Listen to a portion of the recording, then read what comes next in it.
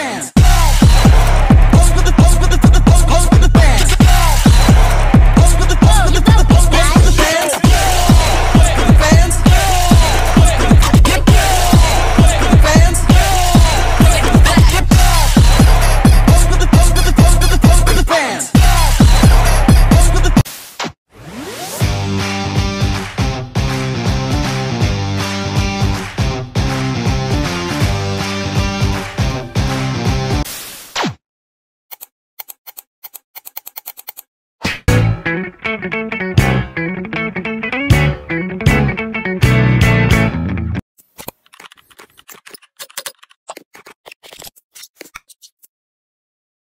A few moments later.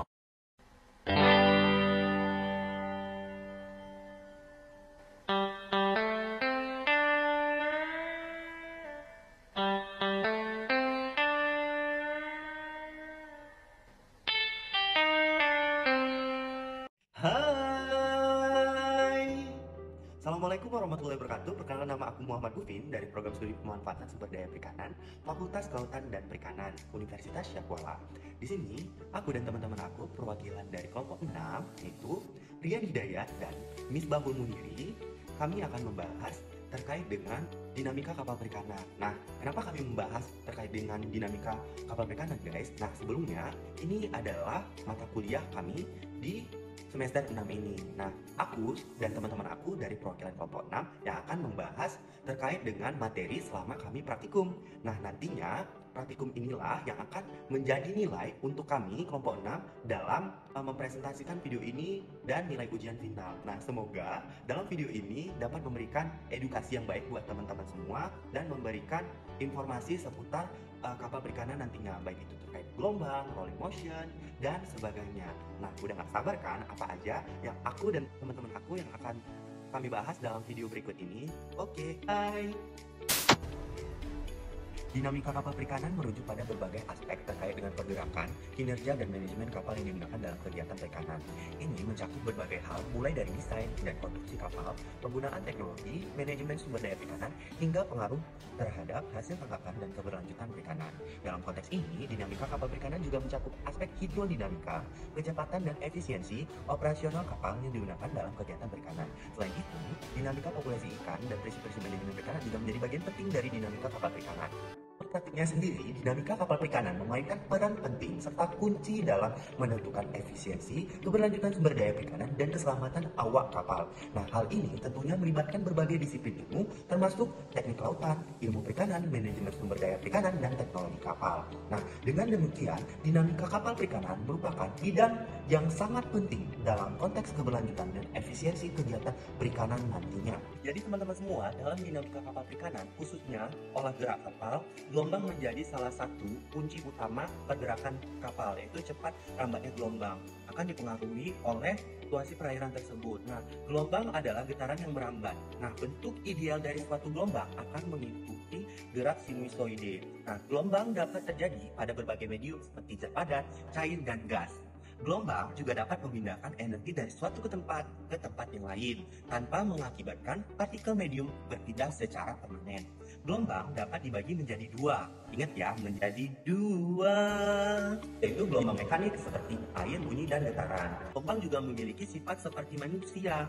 Nah, beberapa sifat gelombang yang perlu dikenali yaitu yang pertama ada gelombang longitudinal, yang kedua ada gelombang transversal, yang ketiga ada dispersi gelombang. Yang keempat ada pembelokan gelombang. A few moments later. Ini kami khususnya kelompok 6 mencoba beberapa percobaan terkait olah gerak kapal terhadap gelombang tersebut. Nah, tentunya kami di sini tidak hanya mencoba satu percobaan gelombang saja, melainkan ada 3 buah percobaan gelombang. Nah, yang pertama itu apa, teman-teman? Nah, yang pertama itu ada olah gerak kapal terhadap gelombang angin atau gelombang udara yang dihasilkan oleh angin. Yang kedua ada apa itu?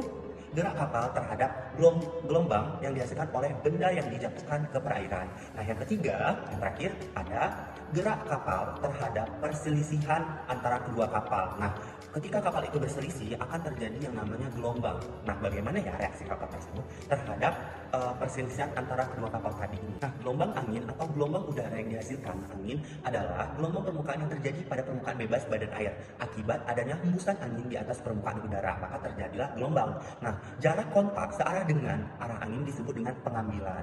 Gelombang di lautan dapat menempuh jarak ribuan kilometer sebelum mencapai daratan. Nah, itulah ada yang namanya istilah tentang angin laut dan angin darat. Menurut penelitian yang telah dilakukan, Mulyati 2020, gelombang di lautan dapat menempuh jarak ribuan kilometer sebelum mencapai daratan.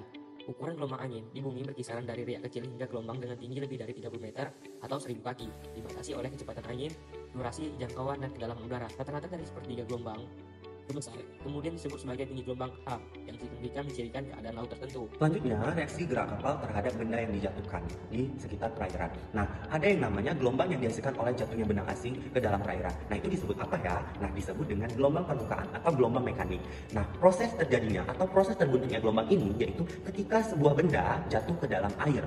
Contohnya seperti kayu, batu, dan sebagainya. Nah, benda tersebutlah yang memberikan energi kinetik kepada air pada titik kontak. Nah, energi inilah yang akan menyebabkan perpindahan massa dari posisi keseimbangannya, yaitu massa air yang terdesak oleh benda jatuh menciptakan riak atau gelombang yang menyebar dari satu titik ke titik yang berbeda.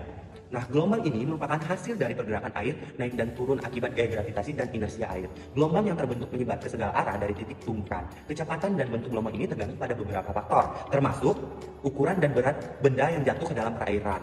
Nah, serta sifat fisik air seperti kedalaman dan kerapatannya. Nah, seiring dengan menyebarnya gelombang, energi yang dibawa oleh gelombang ini akan berkurang. Kenapa? Karena sebagian energi diserap oleh air. Nah, ini disebut dengan viskositas air, dan sebagian lagi hilang ke lingkungan sekitarnya. Pada praktikum kali ini yang telah kami lakukan, benda asing terhadap olah gerak kapal ketika kapal bergerak, yaitu kami menggunakan media kayu sebagai bentuk dari gelombang yang dijatuhkan terhadap benda asing, seperti itu. Nah, jadi pada saat kayu dijatuhkan atau dilempar ke kolam, terlihat gelombang melingkar yang bergerak atau menjauh dari titik tempat kayu dijatuhkan atau dilemparkan. Nah, hal ini menyebabkan sedikit keolengan dari kapal tersebut ketika ada gelombang yang kuat mengenai kapal. Nah, inilah yang menyebabkan kapal menjadi lebih lambat pergerakannya. Ya, gelombang yang dihasilkan oleh dua perselisihan kapal atau kapal yang sedang melintas sama-sama melintas di suatu permukaan perairan. Nah, perlu diingat ya teman-teman bahwa setiap benda yang melewati atau melintasi permukaan perairan akan menghasilkan gelombang. Nah, cepat lambat gelombang ini yang dihasilkan oleh dua perselisihan kapal ini akan menyebabkan olah gerak kapal itu menjadi lambat atau cepat, seperti itu. Nah, adapun ciri-cirinya yaitu nantinya akan membentuk, yang pertama itu ada pola interferensi gelombang, yang kedua ada dampak pada stabilitas kapal, yang ketiga ada navigasi dan manuver, dan yang keempat ada solusi mitigasi. Dari dua kapal ini nantinya berpotensi yang akan mempengaruhi stabilitas dan keselamatan navigasi kapal perikanan. Nah, melalui pemahaman yang lebih baik dan teknologi mitigasi, dampak negatif dari gelombang selisih dapat diminimalkan sehingga meningkatkan keselamatan dan efisiensi operasional kapal. Materi kedua yaitu tentang rolling. Nah, rolling adalah istilah yang digunakan dalam berbagai konteks, tetapi dalam konteks umum, rolling mengacu pada proses berkelanjutan atau berkesinambungan. Nah, teman-teman semua, dalam praktikum ini kami khususnya kelompok 6 mencoba beberapa percobaan terkait olah gerak kapal terhadap gelombang tersebut. Nah, tentunya kami di sini tidak hanya mencoba satu percobaan gelombang saja, melainkan ada 3 buah percobaan gelombang. Nah, yang pertama itu apa, teman-teman? Nah, yang pertama itu ada olah gerak kapal terhadap gelombang angin atau gelombang udara yang dihasilkan oleh angin. Yang kedua ada apa itu? Gerak kapal terhadap gelombang yang dihasilkan oleh benda yang dijatuhkan ke perairan. Nah, yang ketiga, yang terakhir ada gerak kapal terhadap perselisihan antara kedua kapal. Nah, ketika kapal itu berselisih akan terjadi yang namanya gelombang. Nah, bagaimana ya reaksi kapal tersebut terhadap perselisihan antara kedua kapal tadi ini? Nah, ketika kapal tidak stabil atau menjadi oleng, nah dibutuhkan yang namanya sistem anti-rolling. Nah, apa sih sistem anti-rolling itu, teman-teman? Jadi, anti-rolling itu merupakan sistem yang didesain sedemikian rupa sehingga memiliki fungsi untuk meredam rolling yang terjadi pada kapal saat kapal beroperasi. Nah, ketika kapal sedang beroperasi atau berjalan di permukaan perairan, ada yang namanya terkena arus ataupun gelombang yang besar. Ini menyebabkan rolling atau keolengan pada kapal, sehingga dibutuhkan sistem anti-rolling yang membutuhkan kapal untuk kembali ke posisi awal atau ke titik awal sehingga dapat meredam keolengan kapal. Teman-teman semua, ada beberapa faktor penyebab terjadinya rolling. Nah, apa sih penyebab terjadinya rolling tersebut? Nah, jadi faktor terjadinya rolling yaitu adanya gelombang laut, muatan dan distribusi, desain kapal, kecepatan dan arah kapal. Nah, gelombang laut mengapa menjadi faktor terjadinya rolling? Karena pada saat kapal beroperasi, ketika ada yang gelombang laut yang besar akan terjadi ketidakstabilan kapal, baik itu sisi kanan dan sisi kiri. Maka dari itu perlu adanya penurunan kecepatan laju kapal. Nah, ini nantinya akan mengurangi rolling tersebut pada kapal. Nah, desain kapal. Nah, kapal didesain sedemikian rupa memerlukan standar dan fungsinya. Fungsi kapal itu tersebut untuk apa? Apabila kapal tersebut fungsinya untuk penumpang, maka disesuaikan dengan kapasitas penumpang. Nah, dan selanjutnya apabila kapal tersebut perikanan, nah itu disesuaikan bagaimana desainnya. Dan selanjutnya ada arah kapal. Nah, arah kapal juga menjadi penyebab terjadinya rolling tadi. Nah, ketika arus yang berlawanan dengan kapal akan menyebabkan stabilitas kapal tidak seimbang. Clearance pertama yaitu percobaan dengan waktu 1 detik terjadi 4 oleng ke kanan dan 4 ke kiri. Nah, pada clearance kedua dengan percobaan 1 detik juga, percobaan dengan waktu yang sama terjadi 3 oleng, yaitu 3 ke kanan dan 3 ke kiri. Dan yang terakhir ada clearance ketiga dengan waktu yang sama dengan percobaan waktu 1 detik terjadi 2 oleng, yaitu 2 oleng ke kanan, 2 oleng ke kiri. Mengapa terjadinya oleng pada kapal ketika kami meletakkan clearance? Karena tidak adanya ketidakseimbangan antara kedua sisi kapal, baik sisi kanan dan sisi kiri. Ketika clearance diletakkan di sisi kanan, maka sebaliknya sisi kiri tidak ada beban ataupun tidak ada muatan, maka terjadi oleng di sisi kanan dan begitu seterusnya. Maka di sini penting bagi kita untuk menjaga stabilitas kapal, itu dengan distribusi muatan yang tepat pada kapal, muatan yang tidak berlebihan. Nah, jadi benar banget. Nah, inclining test itu untuk menguji suatu kemiringan pada kapal. Apakah kapal tersebut sudah stabil atau belum. Nah, jadi untuk inclining test sendiri sebaiknya menggunakan beban uji berupa benda padat. Sedangkan jika benda cair yang dites, maka selalu tidak dalam keadaan seimbang. Karena apa? Karena sifat benda cair berubah-ubah.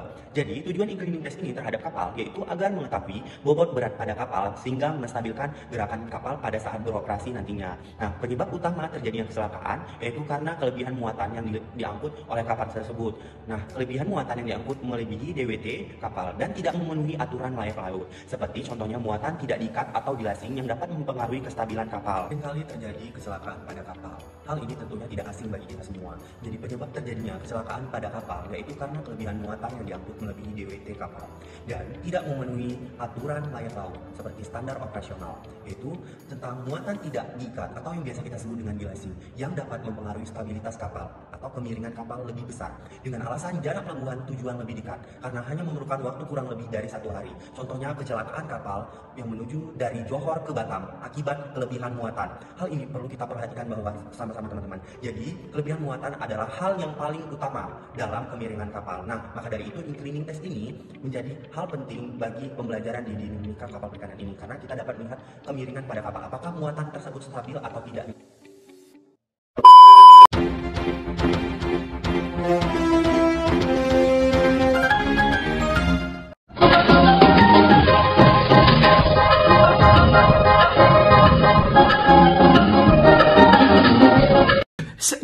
Because